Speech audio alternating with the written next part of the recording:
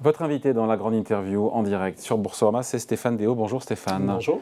Directeur de la recherche stratégique monde chez Ostrom Asset Management. On a une zone euro qui se dirige vers une récession, mais modérée cet hiver. C'est ce qui ressort des indices des directeurs d'achat publiés, c'était hier par Standard & Poor's Global. Donc ce sera bon, mais moins grave, enfin ce sera, pardon, pas bon, mais moins grave que ce qu'on aurait pu croire ou anticiper ou redouter.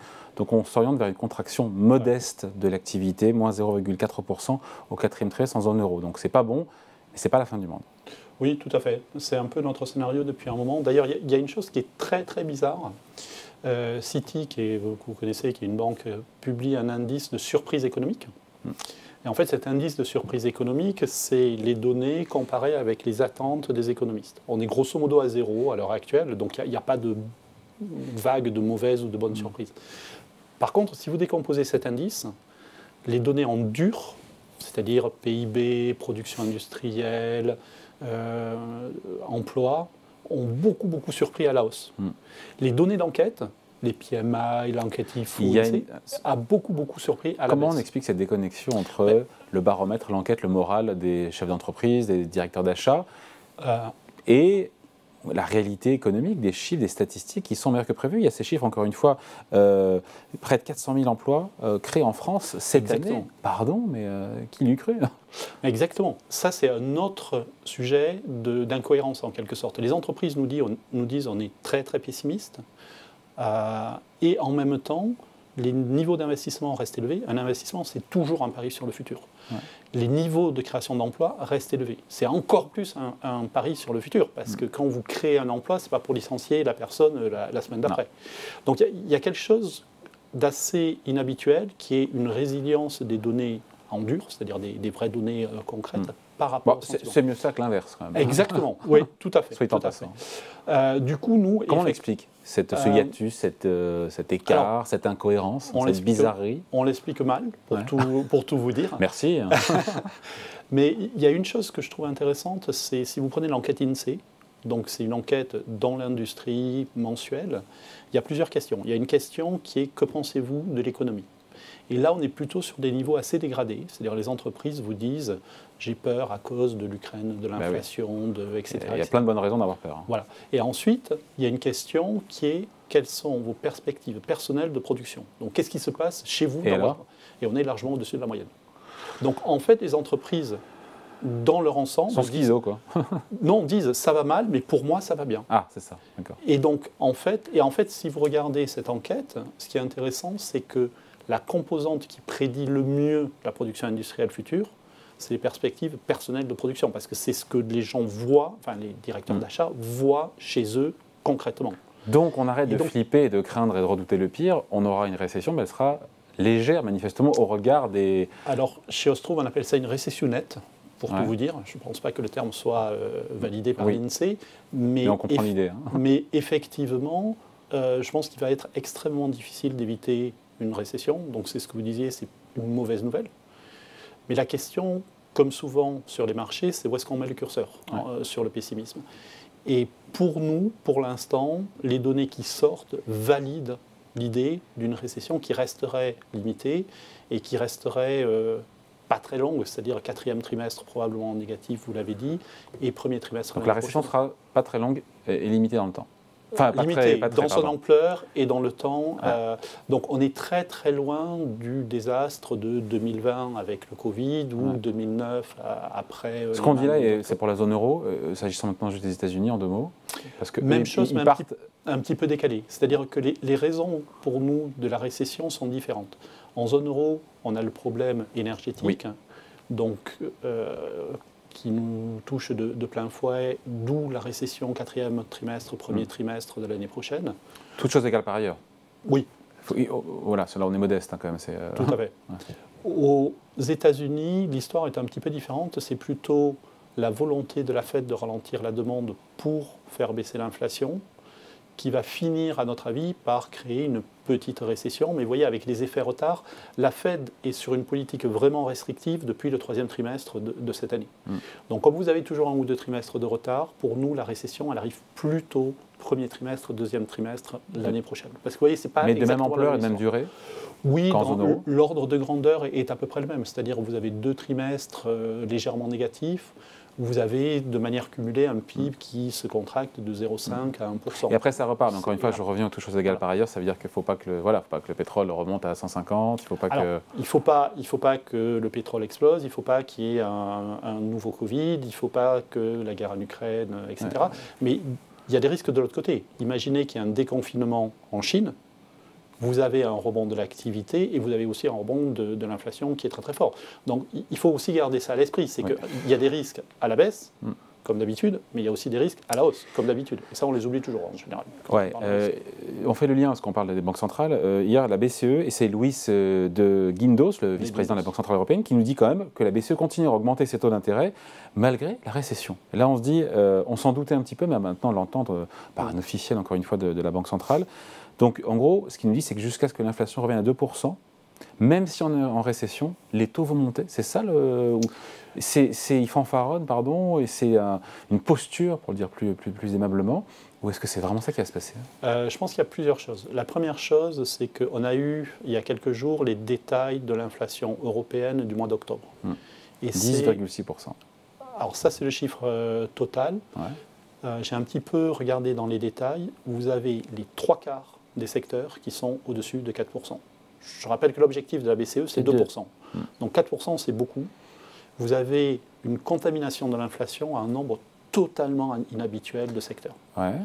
Ça, on n'a pas vu ça depuis les années 80, les années 70. Deuxième chose, dans les 3/4 des cas, vous avez l'inflation qui augmente.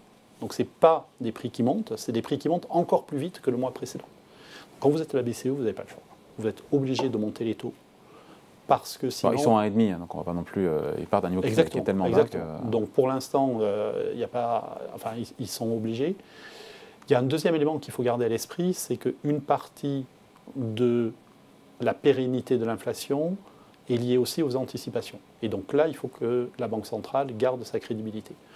Pour l'instant, si vous regardez ce que les marchés attendent, il n'y a pas de perte de crédibilité très forte de la BCE. Ils sont obligés de parler. Elle fera ce qu'elle dit ou pas, la BCE? Oui, je pense. C'est-à-dire que même si on a une récession technique, donc 2 trimestres, on l'a dit, de baisse consécutifs en zone euro de l'activité, elle va continuer par palier de 50 points de base, de 25 points de base à remonter. Alors nous, on attend 50 points de base en décembre, donc le 15, si mes souvenirs sont bons. Et puis, il continuerait l'année prochaine pour amener les taux à 3%. Avec des paliers de 50 toujours 50, puis 25. Pour aller à 3%. Voilà. Du coup, on arrête de monter les taux au début du deuxième trimestre l'année prochaine. Vous avez 3 meetings l'année prochaine où ils montent les taux de nouveau. Mais l'idée, c'est qu'au moins jusqu'à la fin du premier trimestre l'année prochaine... mais ce n'est pas du tout cohérent, avec ce que nous dit le vice-président de la BCE, ce que vous nous dites là. C'est moins agressif que ce que nous dit le président de la BCE, sauf que c'est parce que 3% de taux directeur, je ne suis pas convaincu que l'inflation au premier trimestre 2023, on sera sûrement quoi, à 8 ou 9 encore, hein? Oui, probablement. Donc le compte n'y est pas, enfin c'est pas cohérent avec ce qu'il dit. Hein. Si, c'est cohérent parce que vous êtes en train de monter pendant la récession. En fait. C'est-à-dire que 4e trimestre et 1er trimestre, on continue à monter. La question, c'est après 2 trimestres de récession et des taux qui sont en restrictif, est-ce que ça suffit 3%? Là où je vous rejoins, c'est que les derniers chiffres d'inflation, une fois de plus, sont vraiment mauvais. Donc le risque, c'est qu'effectivement, ils aillent plus haut que 3%. Pour nous, on n'y croit pas encore, parce que je ne veux pas être trop pessimiste, parce qu'on commence à avoir des signes très, très avant-coureurs de points d'inflexion sur l'inflation. C'est-à-dire ? Le PPI, c'est-à-dire les prix industriels en Allemagne, a baissé. Alors on était à 45% d'inflation, on est passé à 35, c'est l'ordre de grandeur, je ne me souviens plus des chiffres exacts. Vous avez le prix du pétrole qui, au 4e trimestre, pour l'instant, est plus bas qu'au 3e. Le prix des métaux qui sont plus bas. Le prix de l'électricité qui est plus bas. Le prix du transport qui est plus bas. Maritime. Donc vous voyez, c'est tout une série de prix. Et c'est de bon augure. Ah, complètement. Mais vous voyez, le temps que ça a une influence sur l'appareil de production, l'industrie, il va falloir du temps, et après, ça va passer dans les prix. Donc, il faut être patient de quelques mois. Mais ce que je veux dire, c'est qu'on peut voir un point d'inflexion l'année prochaine. Donc, le pic d'inflation en zone euro, il est quelque part au premier semestre 2023. Non, même probablement... Premier trimestre, dire. Oui, c'est ça. Au milieu, quoi. Oui, autour de décembre, janvier, je pense. Décembre, janvier. Décembre cette année, janvier l'année prochaine. Pour l'inflexion de l'inflation en Europe, oui, c'est tout à fait possible. Okay. Et du coup, vous auriez une inflation qui commence à baisser. Par contre, pour revenir sur ce que disait De Guindos, on va à 3%. Mais le taux directeur. Le taux directeur de la BCE. Il n'a jamais dit 3% d'ailleurs. Oui. Ça, c'est vous, ça. Hein, ça, c'est moi. Il fait parler tout le monde, lui. Ça, c'est Ostrom. Ostrom dit 3%. Ouais. Mais le point qui est important, c'est qu'effectivement, l'inflation ne sera pas retournée à 2 à ce moment-là.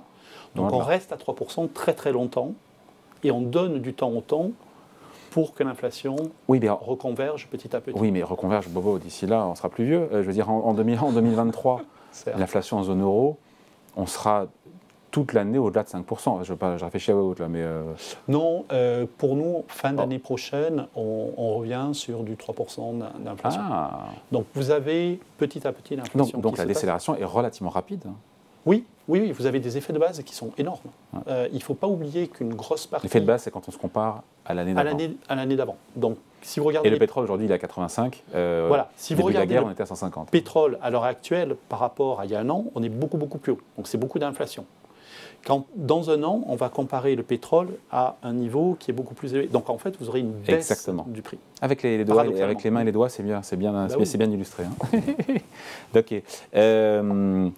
Et donc, on atterrit vers 3% d'inflation en fin 2023. C'est ça.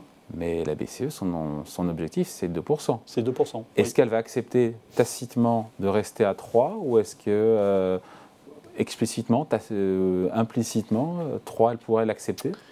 Il y a un point qui est très important. Moi, je n'ai jamais compris pourquoi c'est la fin du monde si on a 3 ou 4% d'inflation. Il faudra m'expliquer. Hein. Justement, ce n'est pas la fin du monde. À mon avis. Quand on écoute les banques centrales, l'objectif, c'est 2. Oui, parce que il y a de plus en plus de recherches académiques qui montrent que la pérennité de l'inflation est surtout liée aux attentes des agents économiques. C'est-à-dire que si vous pensez que l'inflation va être élevée, vous avez... Les anticipations d'inflation sont élevées. Vous allez, si vous êtes une entreprise, vous allez augmenter les prix de vente parce que vous savez que c'est pérenne. Les ménages ou les employés vont demander des hausses de salaire et donc vous avez un effet boule de neige. Donc il y a un effet sur les comportements qui est auto-réalisateur, auto-entretenu. Exactement. Et du coup, les banques centrales sont obligées d'avoir un discours très agressif en disant non, pas du tout, on vous garantit qu'on va redescendre.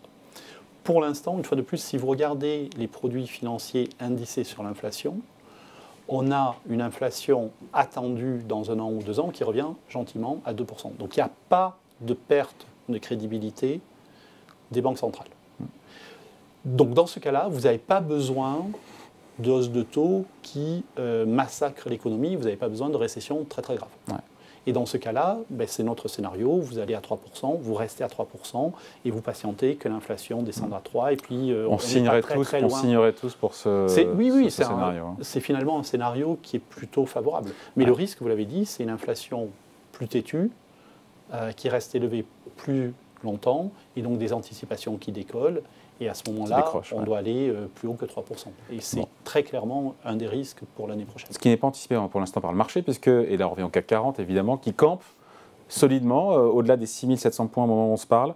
Ce rebond de 16-17%, j'ai plus le chiffre en tête, depuis fin septembre. Est-ce que ça peut tenir? Est-ce que là aussi, comme l'inflation, le pire est passé? Vous êtes à l'aise avec... Oui, je suis assez à l'aise. Vous étiez venu il y a quelques mois, m'aviez dit j'achète, on était beaucoup plus bas. Hein. Oui, alors c'était... Il a eu le nez creux. Hein.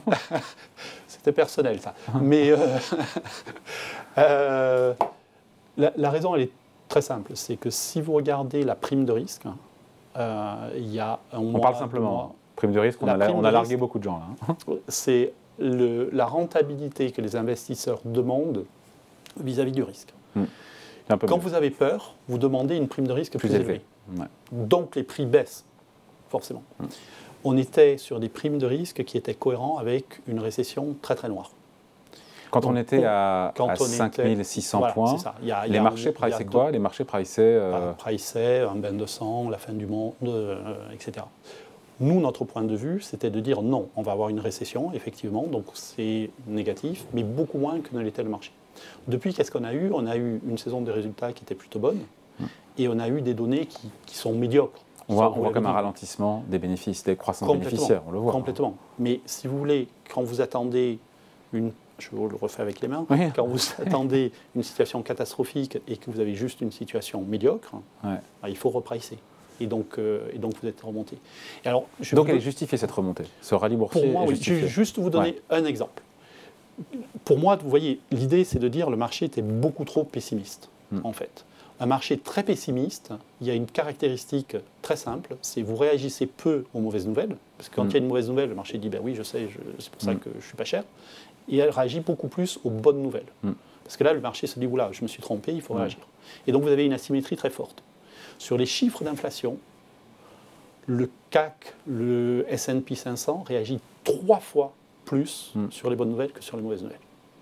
C'est aberrant. Il n'y a pas d'excès d'optimisme aujourd'hui, on n'a pas basculé. Si, alors, c'est la faiblesse avec l'argument, c'est que l'argument, je pense, était valide il y a 1 mois, il y a 2 mois, il y a 3 mois. Là, on est revenu sur des primes de risque, pour utiliser mon jargon, qui sont, à mon avis, beaucoup plus... donc, il n'y a plus tant de raisons que ça aille plus haut que 6700 points. Voilà, il n'y a pas de raison. Avec cette approche-là, vous justifiez la hausse, qui n'est pas une hausse, qui est une normalisation pour moi, parce qu'on était trop bas. Mais par contre, on est maintenant sur des niveaux où j'ai beaucoup de mal à vous raconter la même histoire et à vous dire on va continuer à monter. On est revenu sur quelque chose qui est pessimiste, mais une fois de plus, on attend une récession, donc c'est un pessimisme qui est raisonnable et qui est mesuré. Et donc les marchés boursiers sont bien là où ils sont et il n'y a pas de raison que ça monte tellement plus. Alors, ça peut monter parce que vous avez encore beaucoup d'investisseurs qui sont sous-pondérés, qui ont raté la hausse et qui vont courir après le marché, mais ce n'est plus du tout le même argument. Ça ne serait pas sain que le... si on refait 10 à 15%, là, je viens vous revoir en vous disant, là, on est trop cher. Et là, il y aura un problème. Bon, entre-temps, ce sera à reparler. Merci de passer nous voir, en tout cas. Stéphane Déhaut, directeur de la recherche stratégique Monde Worldwide chez Ostrom Asset Management. Merci. Merci. Salut.